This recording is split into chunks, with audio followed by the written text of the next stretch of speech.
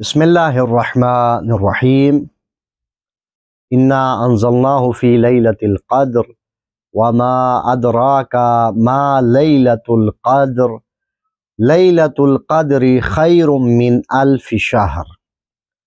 قرآن کریم وہ کتاب ہے کہ جو تمام کتابوں کی، آسمانی کتابوں کی سردار ہے، اور اسے اللہ رب العزت نے 2 مرتبہ یعنی دفعتاً اور تدریجاً نازل فرمایا۔ تدریجاً 23 سال میں اور دفعتاً ایک رات میں نازل فرمایا، اس ایک رات جس کا نام لیلۃ القدر، جسے شب قدر کہا جاتا ہے۔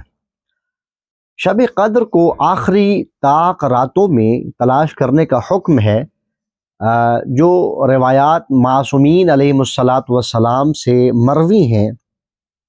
اس میں 3 راتوں کا زیادہ ذکر ہے، 19ویں کی رات، 21ویں کی شب اور 23ویں کی رات، یعنی 19 ماہ رمضان، 21 ماہ رمضان اور 23 ماہ رمضان کی جو طاق راتیں ہیں، ان میں زیادہ حکم ہے اور اعمال بھی زیادہ انہی راتوں کے ذکر کیے گئے ہیں۔ میں چند ایک اعمال، ویسے تو بہت زیادہ اعمال ذکر کی گئے ہیں، لیکن جو چند ایک اہم اور ضروری اعمال ہیں جو ان راتوں میں کرنے چاہیے، وہ میں ذکر کیے دیتا ہوں۔ سب سے پہلے اس رات میں غسل کریں، جسے غسل لیلۃ القدر کہا جاتا ہے۔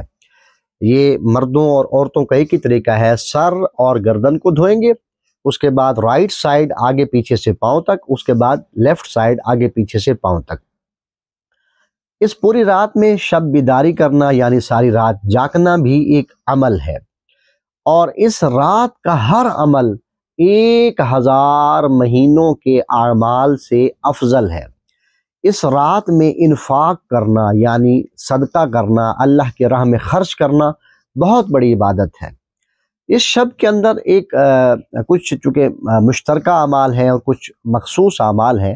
اس رات کے اعمال میں ایک 2 رکعت نماز ہے، 2 رکعت نماز لیلۃ القدر، جس کی نیت یہ ہوگی کہ 2 رکعت نماز لیلۃ القدر ادا کرتا ہوں قربتاً الی اللہ۔ پہلی اور دوسری دونوں رکعتوں میں الحمد کے بعد 7 مرتبہ سورہ توحید یعنی قل هو اللہ احد پڑھنا ہے، اور جب نماز مکمل کریں تو 70 مرتبہ استغفر اللہ ربی واتوب الیہ، استغفر اللہ ربی واتوب الیہ۔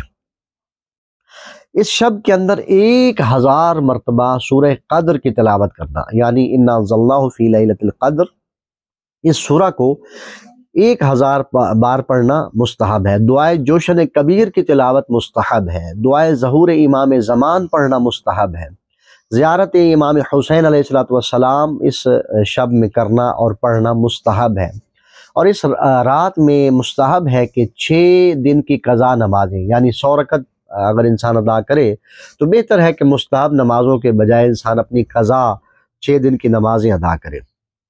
اور اس کے علاوہ سورہ مبارکہ حامیم، سجدہ، سورہ مبارکہ دخان اور سورہ مبارکہ روم کی تلاوت کرے۔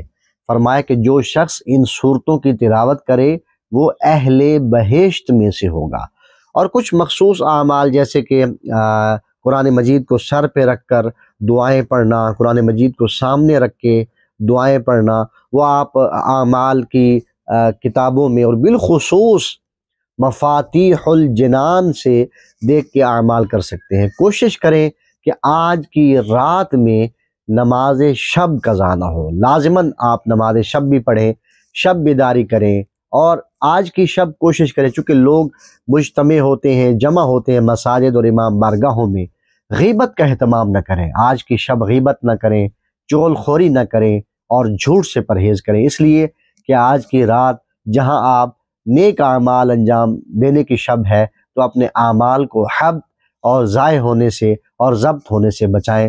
خداوند متعال ہمیں عمل کی توفیق اور سعادت عطا فرمائے۔ اللہم صلی علی محمد وعلی محمد۔